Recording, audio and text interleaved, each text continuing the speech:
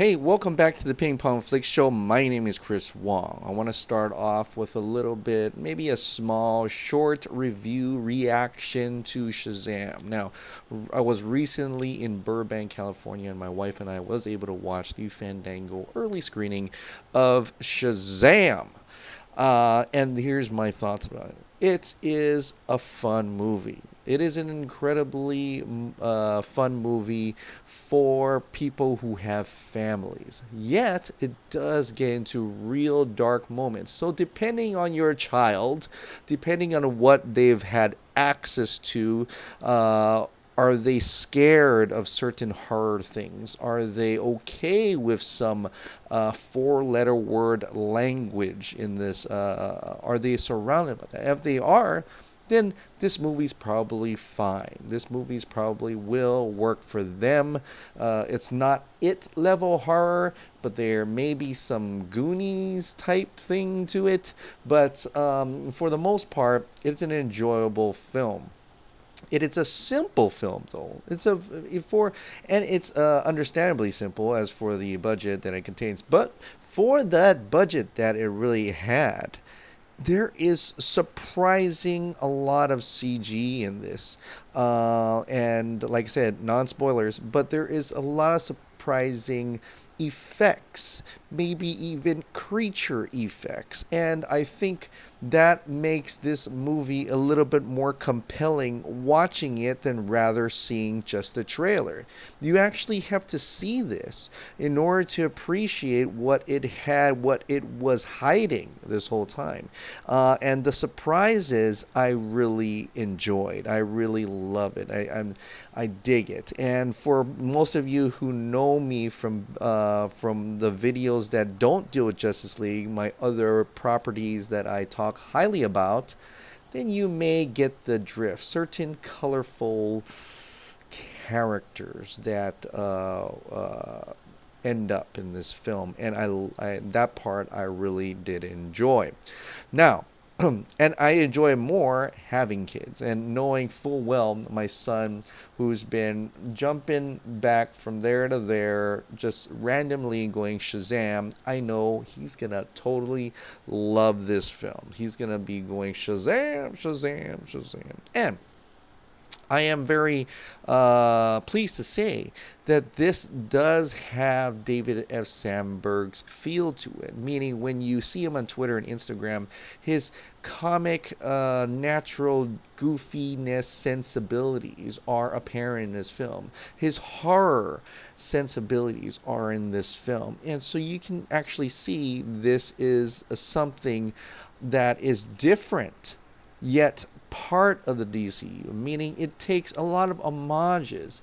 It talks about the rest of the world as it exists in that world where Superman and Batman and Wonder Woman and Aquaman, all these people exist in this world, and this part is just a story, a small story in the city of Philadelphia. And that way it could be contained in the story and tell its story without having to worry about its worldly effects around. It has its moment of people fearing heroes and people loving heroes, or shocked and surprised to see the heroes. But you also have that fear. Also, the questionable feel to it, meaning these people know that there is a Superman, so they're a little bit more open to another superhero, yet unsure and yet surprised and yet taken aback at the same time. So it has those parts to it that is really compelling, and makes you appreciate this little story in this giant world that it's called DCEU. And that's where I come in for looking at that, and how my viewpoint of looking at it. It's definitely not a Snyderverse, but it does have homage to the Snyderverse in the way even the fights. It's very Man of Steel-esque. The way it's quickly zooming in and out. It's not slow. It's not Avengers slow in terms of fighting. It's very quick. It's very fast because you know these are supers. These are powerful characters, and that they should be able to hit fast, fight fast, fly fast.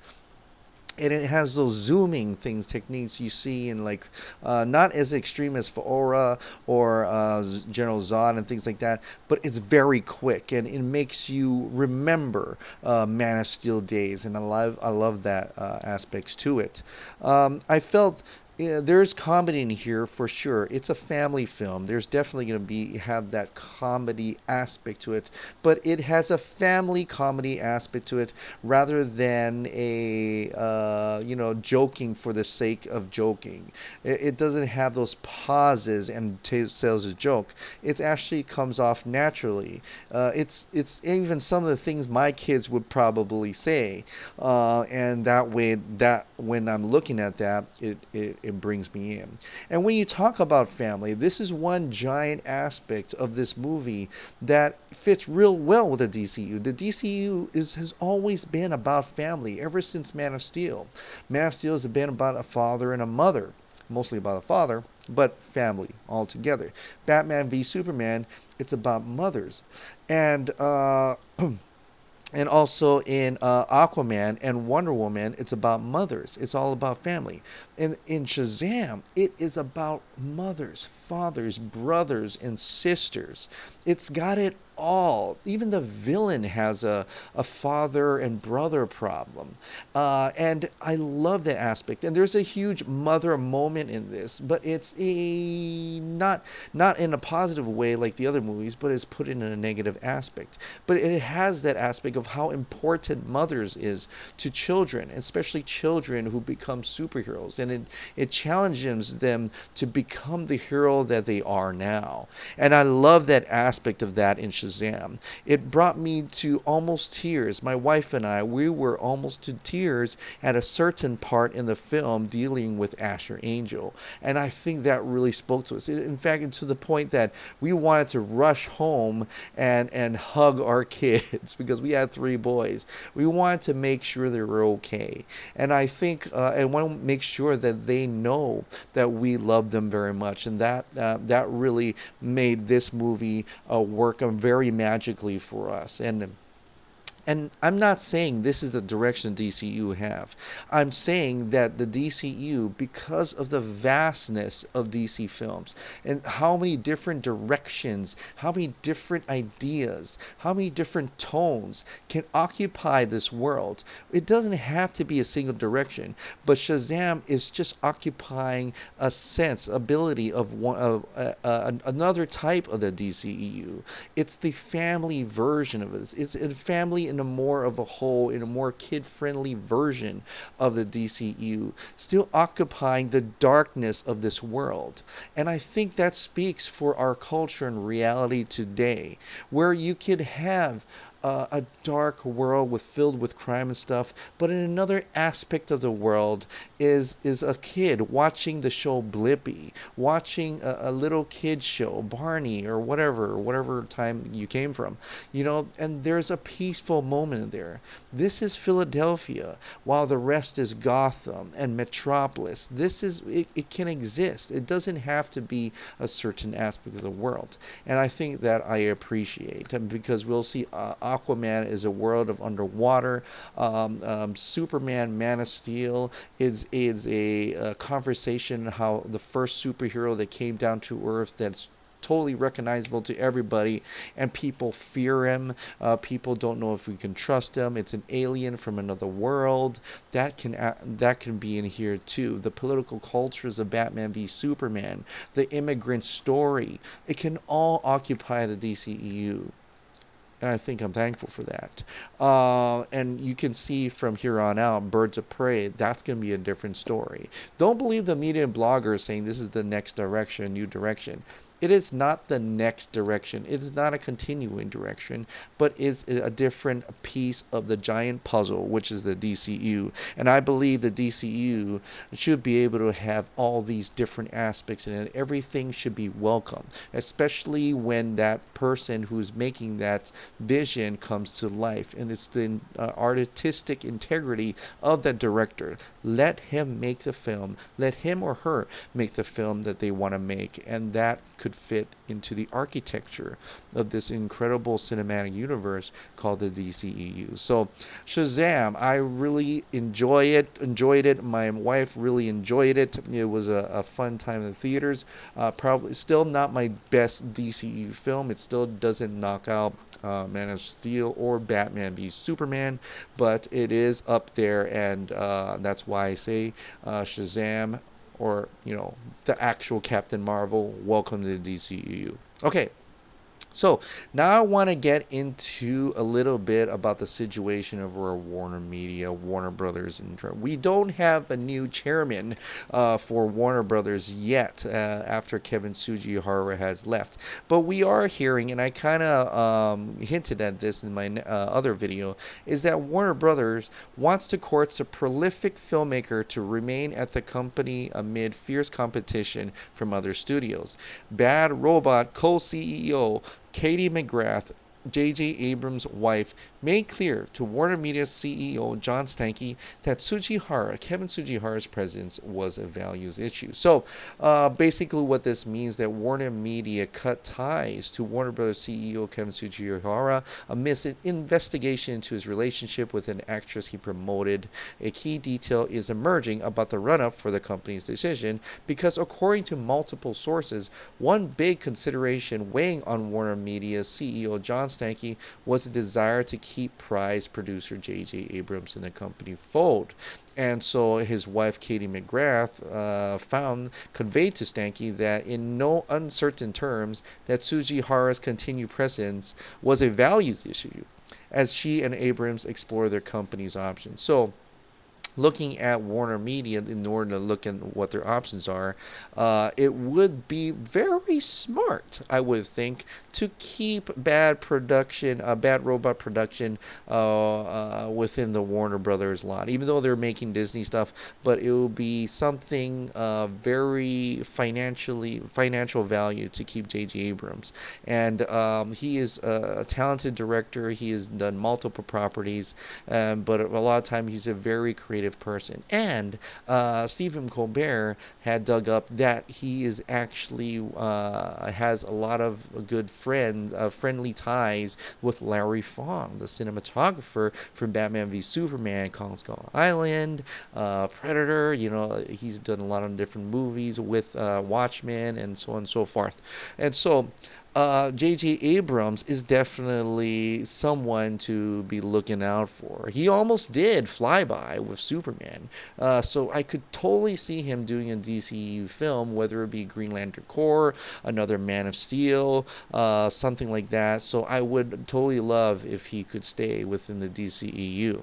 And plus, I think he has a relatively great relationship with Zack Snyder, as if you remember back during the time Batman v Superman, which seems so long ago in 2016, where he playfully had a little feud, not really playful feud. He was making Star Wars aspects into his little short videos and photography, while J.J. Abrams was playfully also adding Batman v Superman type stuff in his Star Wars thing. So it's kind of cool, the playful thing that they were having together, and I think they're actually pretty much on good terms.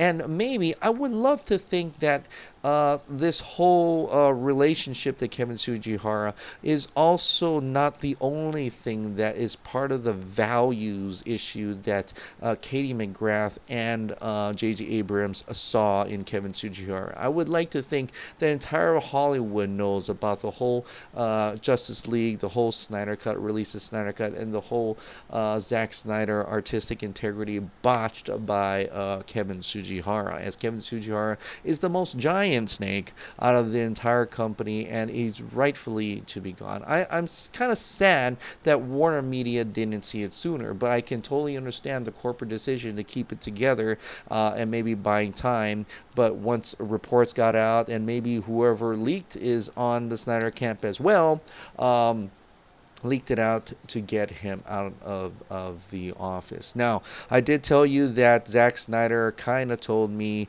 a little bit about that there's not many people left in office. And so Kevin Tsujihara is gone. A lot of the other people, the original decision makers are gone. Jeff Johns, John Berg, Joss Whedon, Diane Nelson. Now, I am unclear at this point if how many of those have become actual scapegoats for Kevin Tsujihara or not. As you remember back in the day in the Wrap article, when they talked about what happened to Justice League, is that a lot of the decisions and a lot of the hate for Zack Snyder and trying to get Zack Snyder to move on, the harshness actually was in the Tsujihara level of the executive decisions. It wasn't Greg Silverman's level, it was Tsujihara. Then Greg Silverman stepped down that December as president of Warner Brothers Pictures and was replaced by Toby Emmerich. So Toby Emmerich was also involved.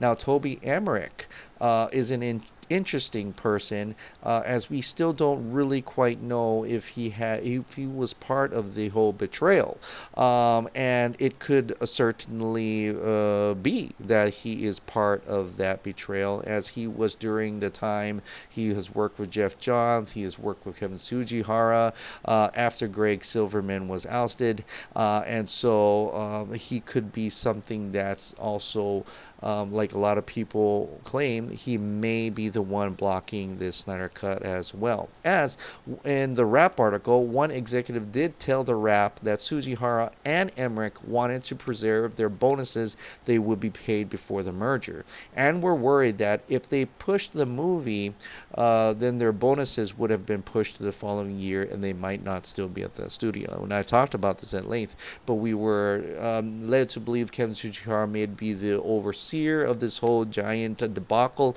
but it could be also that Toby Emmerich might also be another one that may need to go as well. And so not sure what happens, and it will all depend on the new chairman that comes in to replace Kevin Tsujihara, and hopefully Warner Media, John Stankey, would put a lot of trust into her or him and to take over the Warner Brothers in all decision-making things, including who should be taking over Warner Brothers Entertainment in lieu of Toby Emmerich. Now, J.J. Abrams, like I said before, him and possibly Stacey Snyder could be a great thing for Zack Snyder and Snyder Cut, and also future directors. Now, Toby Emmerich is trying to say that he wants to be more of a director-driven film, and we're slowly haven't yet to see that until we actually see Joker and Birds of Prey. And if those fail, would he go back to that whole Marvel mentality or not? We'll see if that totally happens. But if we were to believe his word, then he should have that ability to keep the artistic integrity. Yet he does talk about zeitgeist and talking about what the general audience perceives. And if that's the case, then he's willing to sacrifice artistic integrity to please the general audience, to please the zeitgeist. And so that could be something that is not preferred in terms of the artists that want to work for the DCEU. And so I like J.J. Abrams because he joined this WGA, the Writers Guild of America, joins the Writers' Call to End Agencies' Conflicted Practices. In a way, Writers Guild of America is like the Directors Guild of America. They're guilds, they're unions, yes, but they're there to protect the artists. And I think that is important, especially they have all these code of conducts that these talent agencies or these studios, they have to follow in order to protect the artists. And I think that is very important for the artists that are being to have these businesses with these giant studios. And so I'm seeing that J.J. Abrams doing this is a great thing. It just shows his character, shows his eagerness to protect the artist. And I think these are the type of people that should be within this Warner Brothers Studios to take over,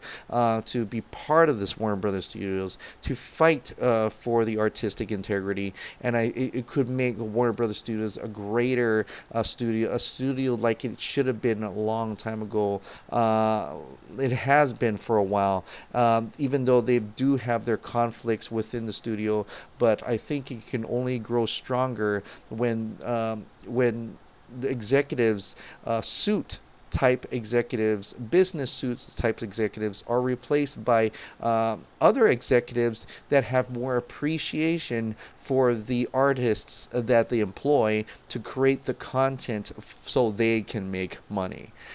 So I'm very eager to know who's going to be next as the chairman. And this is my suggestion for the Release the Snyder Cut campaigns from here on forward. I think we should continuously and peacefully, in a good way, start tagging some of those videos where Zack Snyder says it exists, or showing his love and appreciation, tagging those to actual sites like the Hollywood Reporter, the Wrap, the Washington Post, even the Wall Street Journal, even videos who have slighted us and Zack Snyder, like the Collider.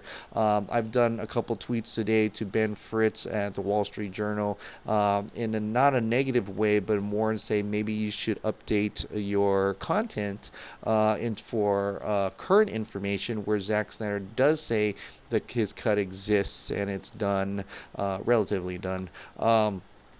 And that we should spread the word on that, for that aspect, and also that the Release the Snyder Cut is more than just releasing a movie, but it's the fight for artistic integrity for the artists, and it includes directors, writers, and things like that. But because that's how it should be. That's how it should be for artists. You imagine talking to an artist coming out of an art center or an art college and telling them that you've done a great job making your own content and stuff like that, but you'll never get to see your vision out into the bigger world because it will be chopped up. You'll never get to have that. Your integrity will be lost if you ever got a job at Warner Brothers or Disney and stuff like that. And I think that shouldn't be the case. I think there is room for the zeitgeist film, but there's also room for other types of films, and depending on what the artist's vision, especially when something that they've signed on the dotted line, and the studios accept their terms, they accept their vision, they should be able to put that out, whatever they had accept and bargain together, right? So, but that's what I gotta say. In the future, when we know who the new chairman of Warner Brothers is, the next Kevin Tsujihara, whoever it may be, I think we should start a new letter campaign to that person, expressing our feelings for the Snyder Cut, just how we've done with Walter Hamada, but this time we're gonna go up the change. And let me know, what if you want to write a letter to Warner Media, John Stankey? We can do that too. We can do it at the same time.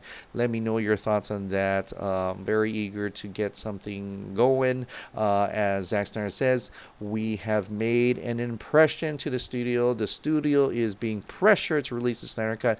We just have to keep pushing, and we're all counting on you. All right, guys, thank you so much for subscribing. Thank you so much for watching. I'll see you next time.